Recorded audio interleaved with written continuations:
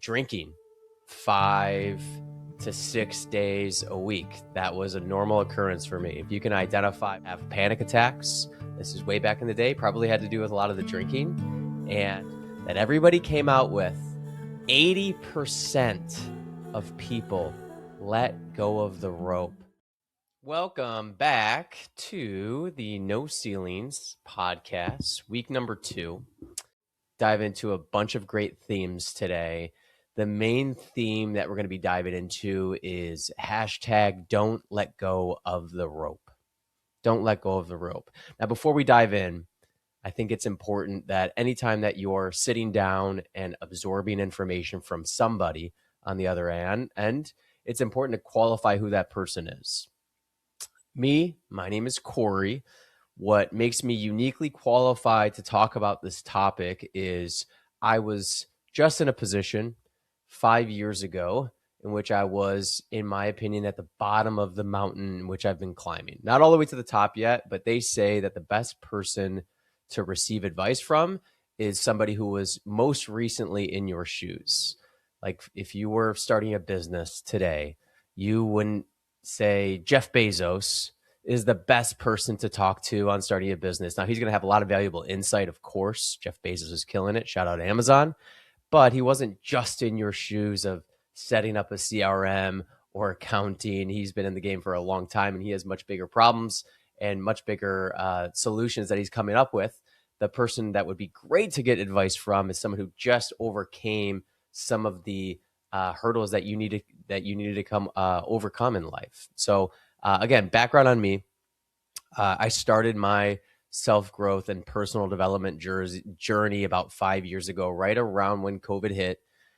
Before that happened, admittedly, I was in a zone in my career with my family that was non-elite, we'll call it. We'll call it very average to slightly above average in certain categories. But in comparison to where I'm at right now with my physical health, my family relationships, my spirituality, and where I'm going, I've made a lot of great strides. And that's to brag. That's just to qualify some of the topics I'm going to cover with you. Now, if you can identify with drinking 5 to 6 days a week, that was a normal occurrence for me. If you can identify with maybe not having the most amazing marriage and having tough conversations of, I'm not having a good time right now from one of your spouses, not one of your spouses. Hopefully you only have one. I'm not having a good time right now. I remember vividly having a conversation like that with my wife. Maybe you're struggling with plateau where you wake up and every day feels like Groundhog's Day and you're getting small wins. And then you're picking your head up and then there's setbacks. And then you're looking back on the year and you're kind of where you started with a little bit of growth, but maybe the growth had nothing to do with you. Maybe it just had to do with you getting more experience and the market getting better. Or, circumstances changing your life that just happen to work in your favor. You're not in control of some of those things.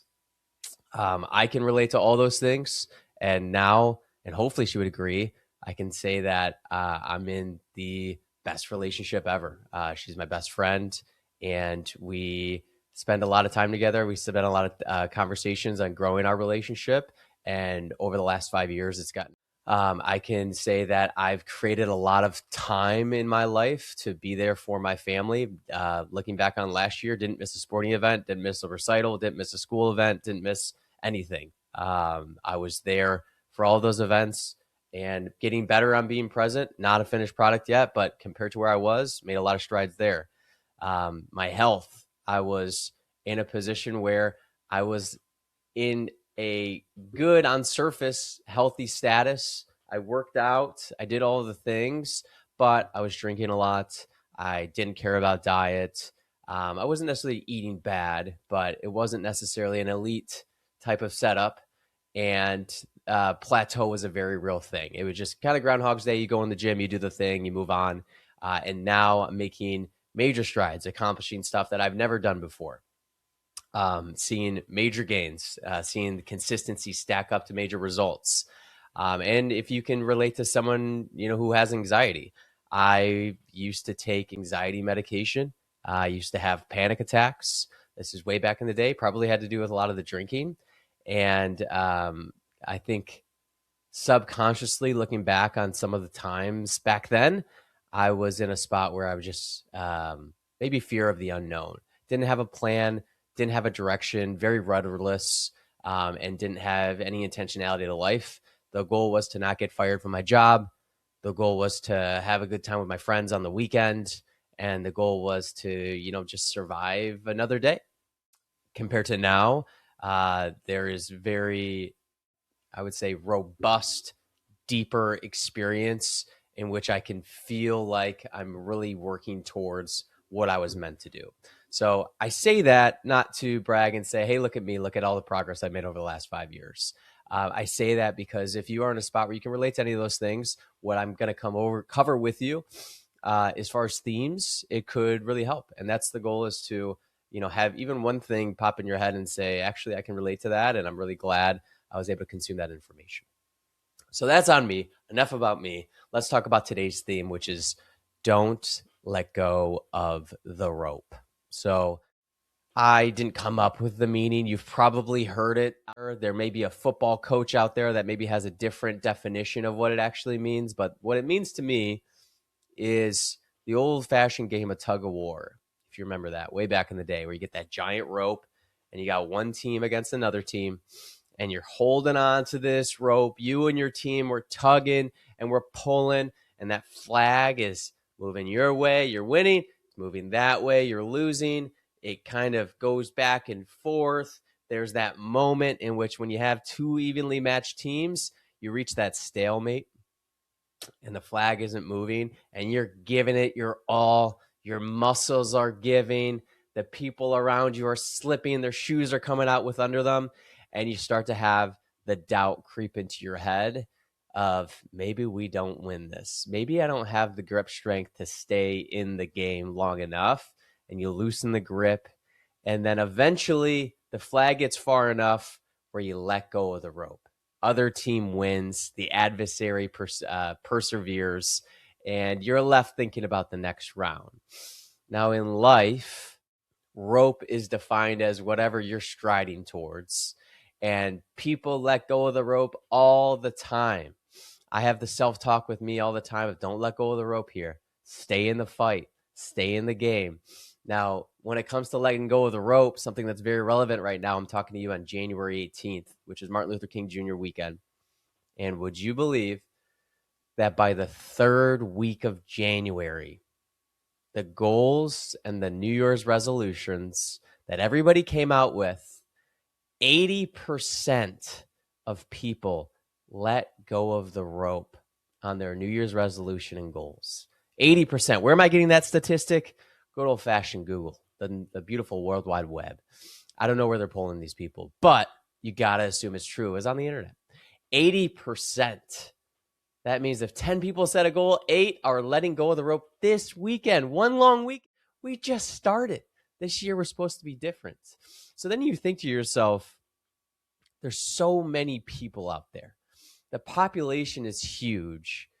And if we have 80% of people that let go of the rope on the third week of January, is it something in which the way the moon is positioned?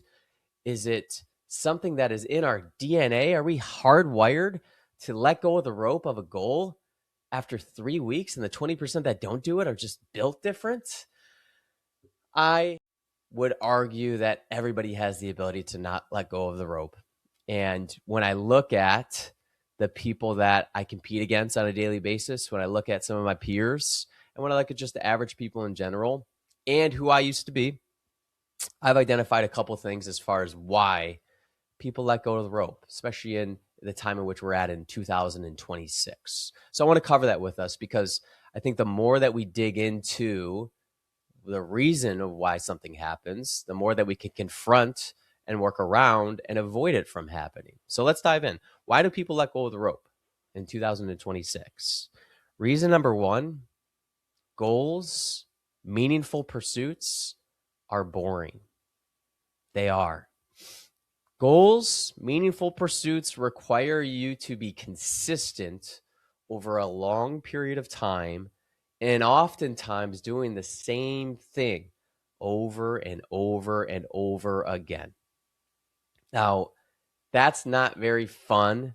And a lot of times, the actual doing of the work and the striding to the next level of where you need to be in order to obtain a specific goal is the non-sexy work too. The behind the scenes in which you're not watching the movie and they got that awesome montage where you're doing awesome stuff to be able to hit that eventual goal, like the Rocky cutscenes. That's not what it is. It's the behind the scenes, sitting down and actually doing the work that leads to the end results of hitting goals. Now they're boring. And people in 2026 have a really hard time being bored. I can speak for personal experience. Me and my wife, we have a 9-year-old and a 6-year-old. And something that we've dedicated a lot of our time and energy to is making sure that our kids know how to be bored. And in my opinion, kids don't know how to be bored these days.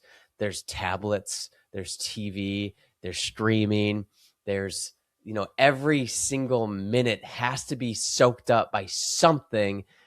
Where back in my day, you go outside and you would just figure stuff out. Like you'd find a bottle cap and a broomstick and you'd play baseball. You'd climb a tree. You'd go out there and do a pretend whatever scenario. You just make something up.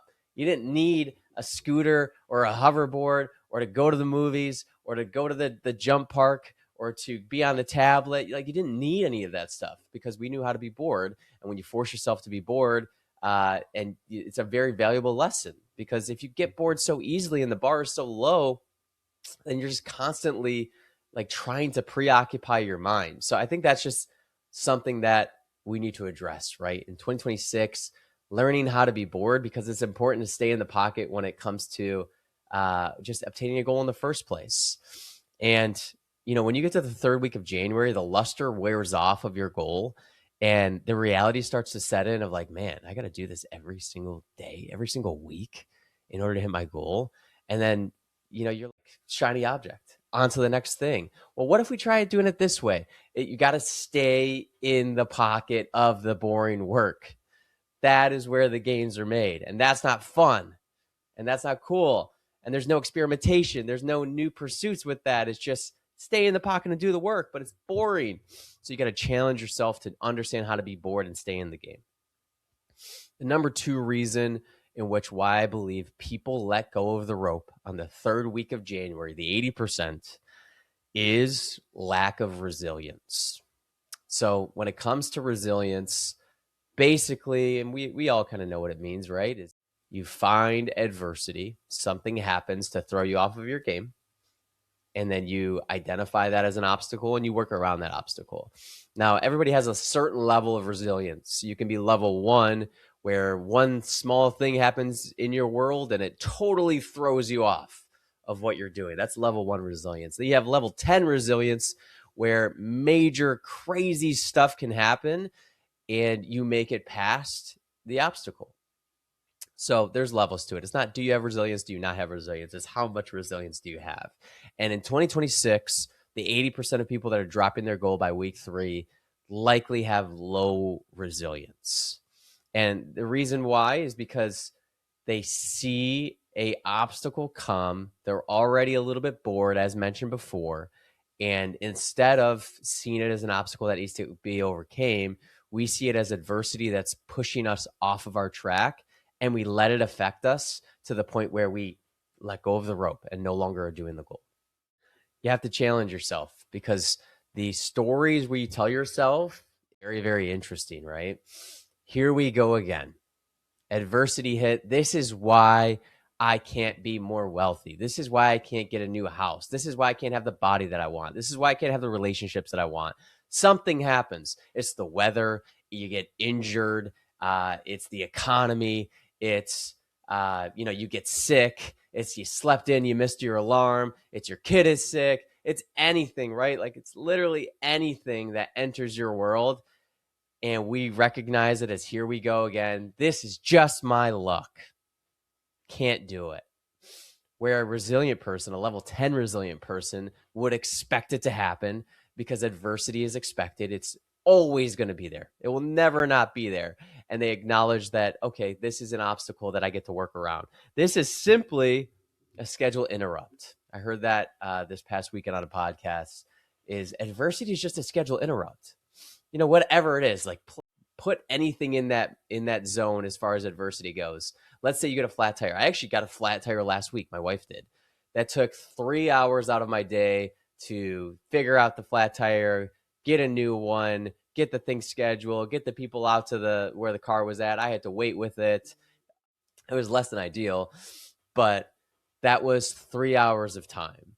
Now, is 3 hours of time going to throw me off of my physical goals and my goals in which I'm trying to accomplish in the workday? No, it's just a schedule interrupt. We find ways around it. We tack it on to the end of the day, or we start earlier the following day.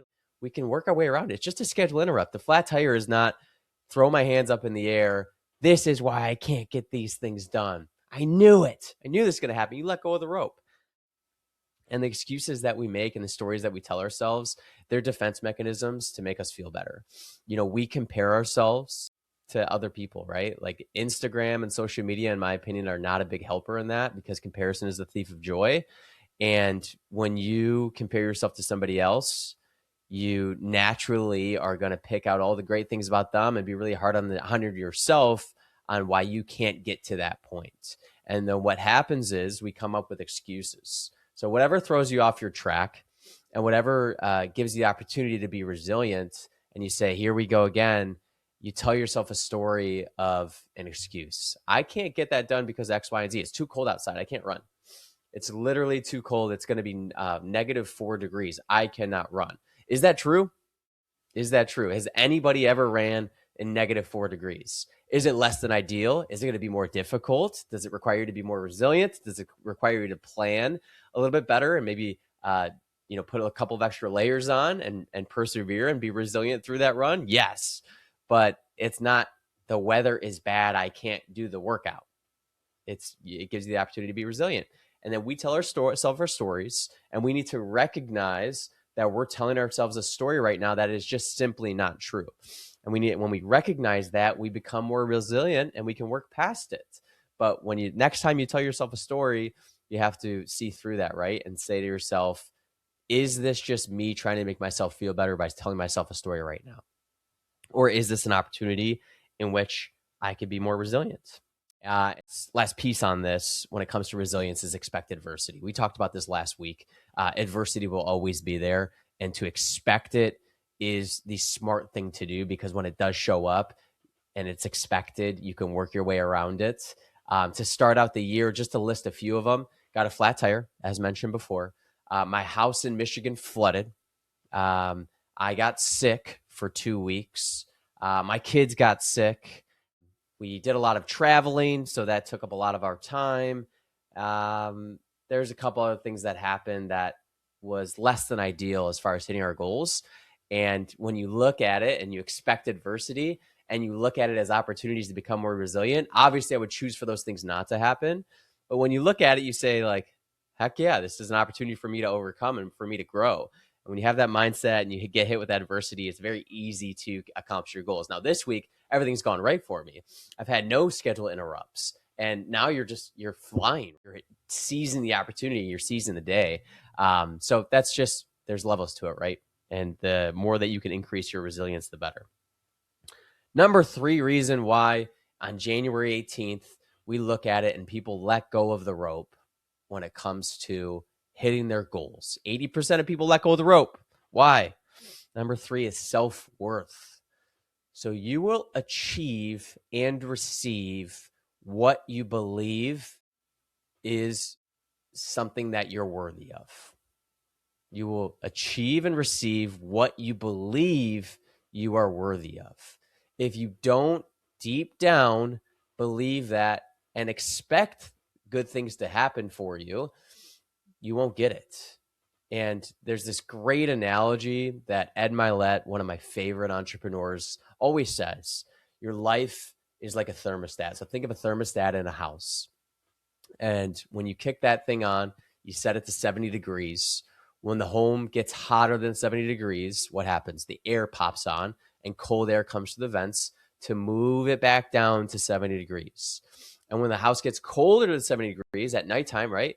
It's getting colder. What happens? The hot air comes on and brings you right back up to 70 degrees. So you'll waver up a little bit, you'll waver down degrees because that's how thermostats work. Your life works the same way. If you believe that you are capable and worthy of 70-degree results, you're going to get small wins and small breakthroughs, and you're going to celebrate those. And things are going to go good.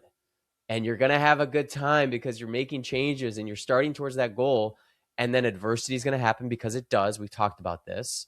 And it's going to kick you back down to 70 degrees because that's what you believe is worth it. That's what you believe you're worth, your self-worth. And then same thing. You're going to get down in the dumps. You're going to let go of the rope. Crap, we screwed up there. And you're going to have bad stuff that happens to you. And that happens. That's life.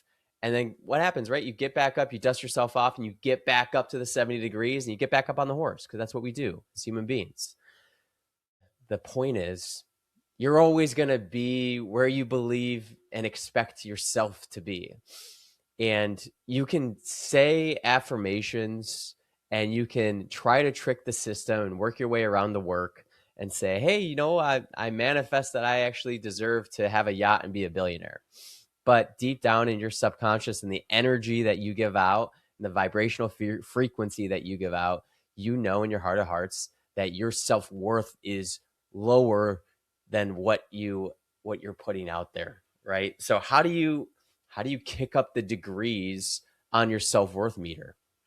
In my opinion, and something that served me really well, is saying and setting big audacious goals, laying out the framework to be able to hit those goals, and showing up every single day and following through.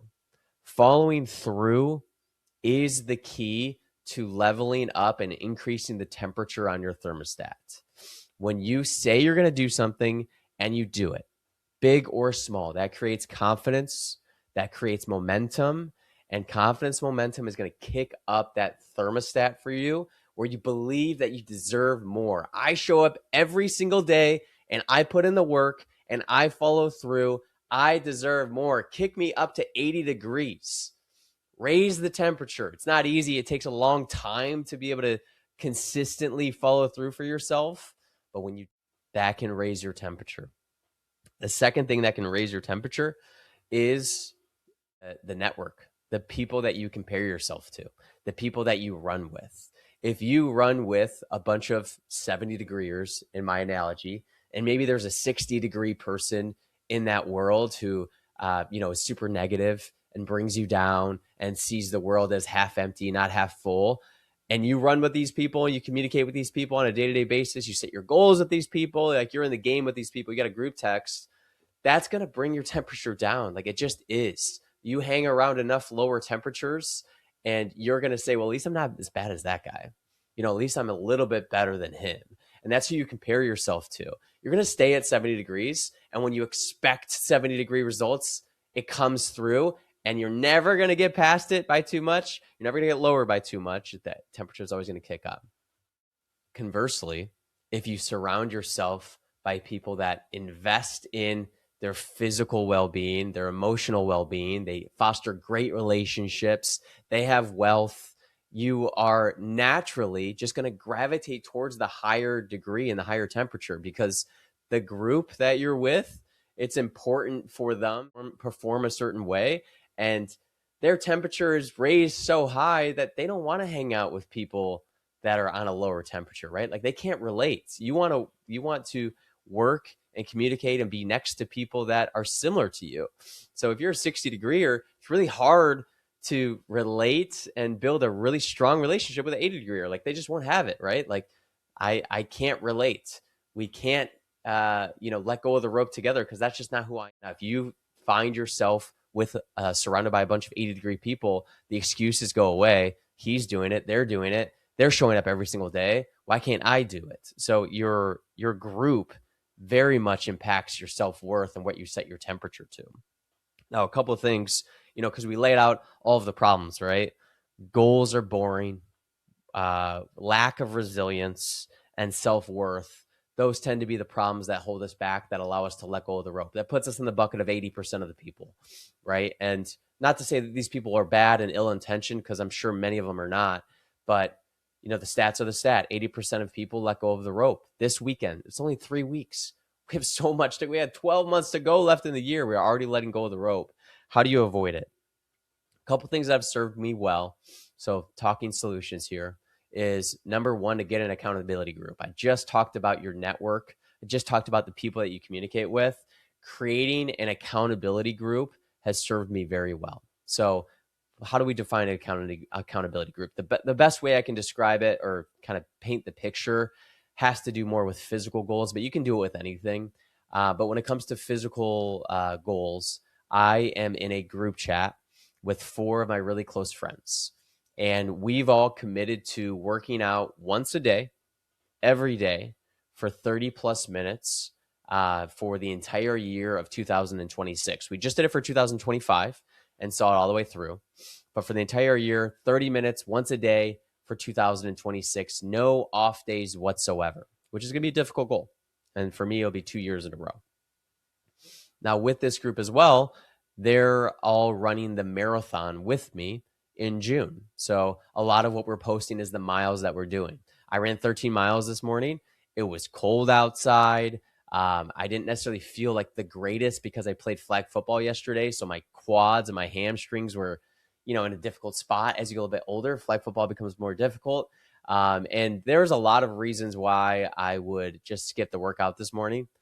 But the accountability group and the plan and the follow through and my self-worth on the line, it just doesn't allow me to do it because they're all going to show up and they're going to do the miles today. And I have a very busy Sunday and I want to catch some football. So I had to wake up, shake the legs out, get my ass out there on the track and get 13 miles in. And a big part of the reason why is because when I finish the workout and my Strava updates says, kudos to you, good job. And I get to screenshot that and put it in our group chat and say, let's have a great Sunday. That's big for me because the people that I'm rolling with, number one, it holds them accountable to be able to show up, which means a lot. And number two, it holds me accountable. So having an accountability group is huge. From what I've found, and I've run sales teams for about 8 years now, peer-to-peer accountability is the greatest form of accountability. It's the guys that you're in the foxhole with that you do not want to let down, right? When you don't show up for your people, peer-to-peer accountability is way stronger than self-accountability, way stronger. When you're a part of a group or a team, it's just been built in you over years and years of being alive. When you were a kid and you're on a soccer team, you don't want to let the team down. You see how teams perform, your sports teams perform. People don't want to let their peers down. So peer-to-peer accountability is the strongest form of accountability. And you want that strength as far as accountability goes to be able to hit those goals and not let go of the rope. So accountability group, super important.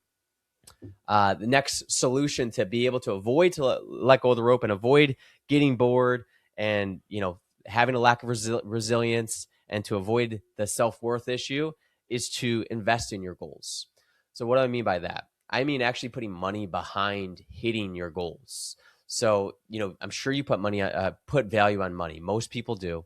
And when you put value on something and you invest it into something else, it reinforces I can't just half-ass this thing. So actually spend money, actually invest into your goal. What does that look like? So for me, I'm running a marathon and I have a very specific time that I need to hit, right? So new running shoes, new running gear, running watch, investing into like listening to podcasts about running, spending my time thinking about running, building out everything that has to do with the actual training plan, paying money for that, paying money for a great diet and upgrading that, investing into the goal is a big deal. Investing my time and thoughtfulness and energy is a big deal. When I'm on my runs, things that make me through some of those hard miles, get me through some of those hard miles, is I've chosen physical challenges as one of the 2 buckets that I want to dedicate my life to. Before I made that decision, one of my big goals that I wanted to do was start my own business. And what I realized is the physical challenges and the relationships were more important to me than starting my own business. And when I'm out there on those runs and I'm in the hard miles and I'm thinking to myself, the investment that I've made to be out on those runs is giving up on starting my own business, which I was passionate about. I can't half-ass it out there. I spent money, I spent time, I spent energy into getting this goal done. So who am I to half-ass it and drop the ball and let go of the rope? Like, I cannot do it. So I recommend, one of my favorite things to do is to go into GNC, a health store, and just let them sell you. Just tell them what you're doing, tell them what the goal is, just let them sell you, because half of it's placebo anyways, right? They're going to tell you about this awesome supplement that's going to totally change the game for you and your training, and you're going to look at it and you're going to just, they're just going to sell you into it, and you're like, oh, it's $80. I don't know if I want to spend that much. Spend that much, because guess what? When you wake up and you're sore and you're tired and it's cold outside, you're going to remind yourself, dude, you spent $80 on this thing. You bought all the running gear. Get your ass up and let's do this thing. You're going to remind yourself of that. So actually invest in your goals. Next would be create a visual checklist, something that helps me. I'm a visual learner. People are visual learners out there. Positive reinforcement of actually getting to check it off the list and complete the actual task is a big deal. At least it is for me. You can get a big calendar and you just knock that thing off the list every single week, every single day, whatever the goal is. It's great to have a calendar. It's great to have a visual aid that will keep you in the trenches and fighting. And, it's positive reinforcement. Like, you'll get excited about just checking it off the list and looking back on how far you've come. And the last thing that served me extremely well, and one of the main pieces of advice that I give to people, is wake up earlier. You have to wake up earlier. If you have the feeling, and I know this feeling because this used to be me, of there's not enough time in the day to get it all done. And the easy solution and the most obvious solution is to create more time in your day. And how do you create more time in your day? By waking up earlier. There was a life that I lived in which I was chasing my tail from sunup to sundown. You start the day, you're behind the whole day, and then your head hits the pillow and you say, geez, what happened back there? And it's really hard to level up and increase your temperature when your day goes like that. Setting your alarm an hour earlier, 2 hours earlier, 3 hours earlier, it creates so much extra time in your week, month, and year, and you fill that time with the goals that you're looking to accomplish. Now, you can't just wake up and watch TV and say, hey, I'm waking up early. And you wouldn't do that because you're freshest in the morning. You wake up, and the first thing that you do when you wake up is the goal that is most important to you. So I get my workouts done very, very early in the morning, before the whole world is up, before my emails start, before my text messages start, before my family is awake and I'm getting tugged and pulled in different directions. It's just me and the workout that I need to complete. And when you do it that way, you never miss. You never miss. There's no excuses to miss because you're the only one up at that time. I wake up at 3:45 in the morning and I start my day. I get the stretch in. I kind of wake up a little bit, shake it out, get my clothes on, get in the zone. And then I go out there and either run or lift or swim or whatever I'm doing that day. But it's the first thing that I do. And I get my workouts done usually by 5:30. Everything is all finished and buttoned up. Family's still asleep, get the shower, get to get ready for the day, hop onto work, clean up all the emails, all the admin stuff. And by the time 7 a.m. rolls around and my family's waking up, all of my work is cleaned up. I'm ahead of the game. I'm proactive on everything. I cleared out my workout and I accomplished my goals for the day. I'm feeling great because I got a running start on my day. And now it's time to be family man and dive in and do the things, the world. And the key there is I'm not getting pulled in a million different directions. I'm not behind. I'm not late. I started my day with a running start. And that is one of the main things that has served journey. If you're listening to this, and this is also for me, and you are still in the game and you have not let go of the rope yet, you are elite. You are in the top 20% of people that are still striding towards their goal for 2026. You said this year was going to be different. Stay in the fight and make sure that it's different and use some of what I've covered with you to hold on and not let go of the rope. Now, if you fall in the 20% of you had the drink this weekend, you had the cheat meal, you got distracted, you're off of the game, and it's just you let go of the rope. It happens. You're human. We understand New Year's are arbitrary. Their ability to draw a line in the sand and cross it out and draw a new line. It's just a day on the calendar. You can restart whenever you want. So restart today. Do it now. Acknowledge that it's going to be boring. Acknowledge that it's going to require resilience. Acknowledge that your self-worth needs to tick up, and you do that by following through often, and use some of the tactics in which I gave you in order to be able to hit those things. So hopefully you enjoyed it. Hopefully you got at least 1 inch from it. I'm going to continue on the goals. We're going to continue on our awesome Sunday here. And I appreciate you guys. See you later.